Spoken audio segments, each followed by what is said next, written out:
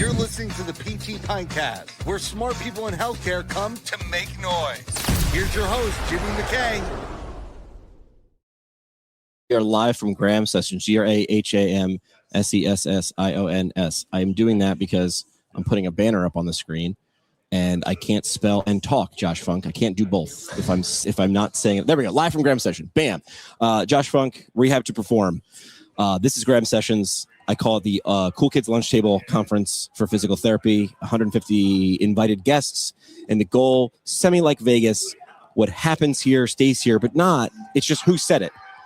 Fight Club. It's Fight Club. You can say what was said, but like it doesn't matter who said it. Who cares? Let's get the ideas out of the room. Is this your first Graham Sessions? It's my fourth. I wow, think. Good for you. Yeah. Okay. Yeah. So why did you come back? What do you get out of this? What do you walk away with? You don't waste time. Yeah. That's what I know about you. As little and as much as I know about you is especially now that I'm a new father. To be honest. Hey, I didn't know that. 13 months, little guy. Congratulations. So, definitely makes you reprioritize. Name? Like Atlas Shea Funk. Of course. Yeah. You go anatomical reference. Yeah, definitely. Atlas J Funk. Shea Funk. Shea. Yeah. Atlas Funk. Shea Funk. Yeah. Well done.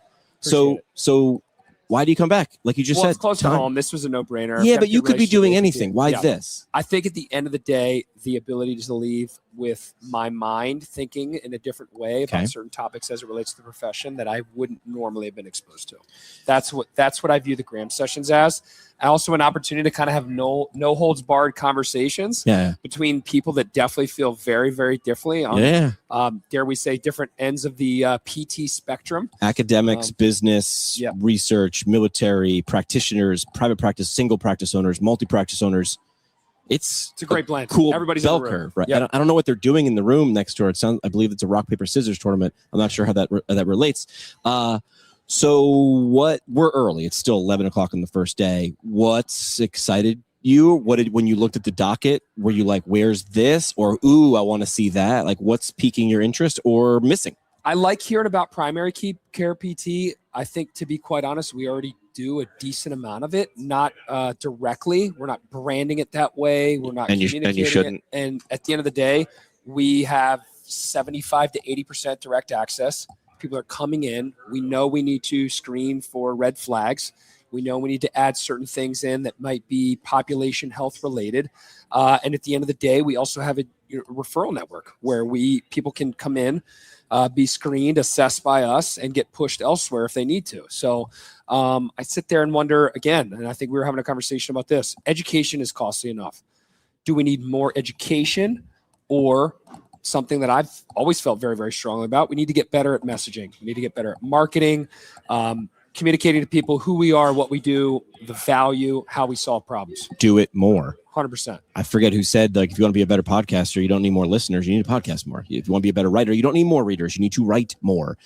If you want to figure out whatever it is, do more of that. Right. And these are the same people that will probably post on social media once a week. Right. And be like, oh, I Where's wonder the why don't people know about me? Or like they've done one community event in 3 months. Like, here's what I see you doing and not talking about. And I love explaining to PTs who are I love you. I'm one of you.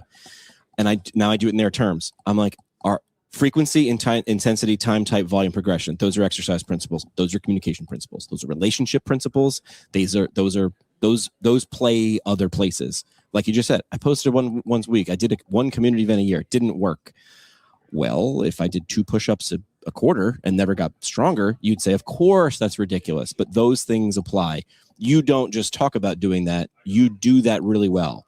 Talk about your approach to communicating what Rehab to Perform does to the audience of 2 different audiences, your community and future clinicians.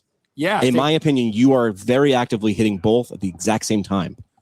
External language and internal language. We talk about that a lot. And I don't think people are as intentional as they need to be about the word clarity. Mm-hmm. And I think that for us, we even just did another brand refresh. We have a 40-some page brand guide. Like, this is how we communicate things. This is how we don't communicate things. This is who we are. Words we use. Like, do you have a glossary? Phrases, words. Yes. Yes. And you should. It seems ridiculous for me to say, I worked for a practice before. I didn't work for a company. We worked for a practice. Like, even something as simple as that. But if if you're not near me and you're saying company, I'm saying practice, internally it's confusing and externally it's definitely confusing. So even saying, is it important what words I use?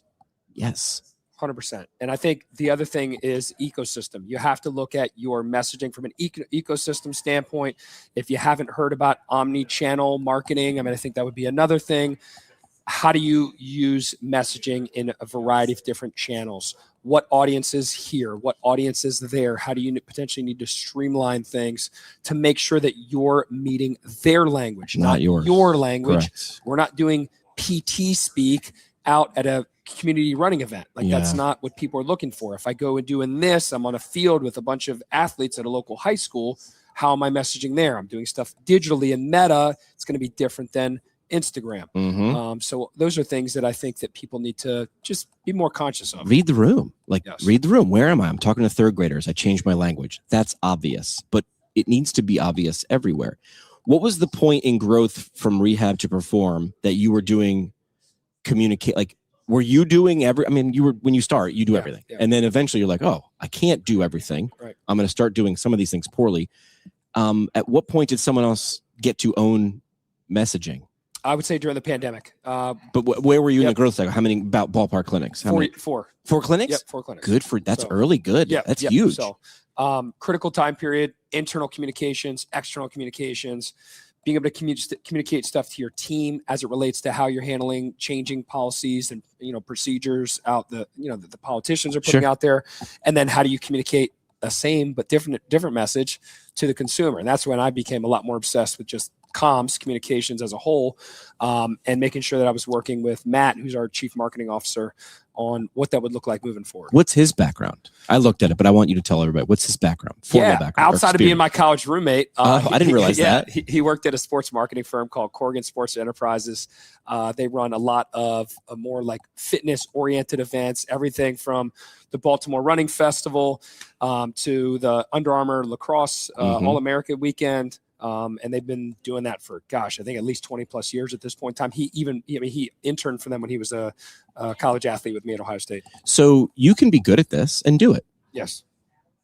But if you're not, or you don't have enough time, you hire someone who's good at it. We understand this. Listen, I could maybe put in a switch, but if I'm going to rewire things, you hire a professional. Yep. For some reason, I see so many practices going, I can just do it. And I look at them and I say, you might be able to. What's at stake for you to lose if this goes poorly? And then I'm quiet. What do you mean? I go, well, could you lose money? And they're like, I guess I could.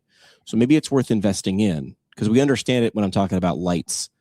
But for some reason, our profession is I get it. You're the person who can do everything. I know you can, but where are you on that spectrum? Some people do have this PT background and are skilled and have talents and then develop skills. And some people don't. And when I see those people struggling, I'm like, could it be you're not letting go of this one thing? I would agree. And I think if I can oversimplify this, most people probably don't know their CAC or their cost per acquisition. If I just understood that by spending, I could acquire more than what I currently have on a greater than a 1-to-1 ratio, then why would I not spend? Right. So at the end of the day, I need to understand the mechanics of that spend. Right. Let's say digital marketing. What are the KPIs that I need to look at to maximize return on ad spend such that I can get more customers and more money if I look at my customer lifetime value than what potentially I put in on the front end, which is that money. So once you understand how all that works, it becomes a lot easy to just say, I'm going to keep spending more because I'm getting a disproportionate return to what I'm spending on the front side. Right. If you can't understand when I put $1 in this machine, if $3 don't pop out, understand why that is, because some people are they just lucky? They just have I don't know how they did it. Right. It was an accident. Probably wasn't an accident, right? So understand when I put $1 in, what comes out the other side. If it's 50 cents, we have a problem. If it's $3, great. How do I optimize and put more in because I'm understanding things? What's something you're looking forward to on the docket? I think a big thing is honestly just catching up with people that I haven't talked to in a while. It's also nice to see people in person that maybe I've interacted with online. Yeah. You become aware of people through the online spaces, and you don't really get a depth of relationship until you're in person. So those are big ones. Also connecting just with, old friends, whether it's Josh D'Angelo or Simon Hargis, people that are in slightly different areas or slightly different spaces, and always kind of pulling inspiration from them. Yeah. I just met someone and I said hi to Bob Hall, and he was like, "Hey, good to see you. Seen him on live streams and talked to him hundreds of times." And then he just leans in and goes, "Is this the first time we've ever met in person?" I was like, "Oh yeah, dude, I think it is. You're much taller than I thought you." He's like, I get that a lot. All right, last thing we do on each episode and each live stream from here, we call it the parting shot. This is the parting shot. One last mic drop moment. No pressure, just your legacy on the line. No pressure, just shrug off the pressure. Just what's one idea, concept, quote, anything you'd want to leave with everybody as we wrap up this thing? I think if we focused solely on decreasing complexity in healthcare and in the PT space, that we wouldn't have to ask for another dollar. It's not to say that we wouldn't, but we wouldn't necessarily have to. I sit here and I look at our staff costs for clinical and non-clinical staff. And if I could continue to find a way to decrease the ratio, right, and make that more favorable, clinical to non-clinical, I look at the way that I could continue to shift total comp towards our clinicians. So if we just found a way for, let's say it's the beginning of the year and we're re-verifying benefits, to not have front desk on the phone with a certain local insurance payer for 2 or 3 hours, think of all that wasted money. Where if we just decrease the complexity, more of that money could go to the clinicians. And I think we could easily be in a situation where, especially in our area, a 6-figure salary would be the baseline. Love to see it. Good look into the future. Josh Funk, Rehab to Perform. Appreciate your time. We'll talk again. That's it for this one, but we're just getting warmed up. Smash follow, send it to a friend, or crank up the next episode.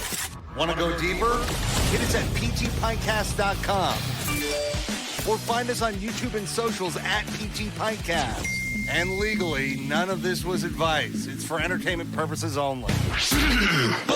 See, Keith, we read the script. Happy now?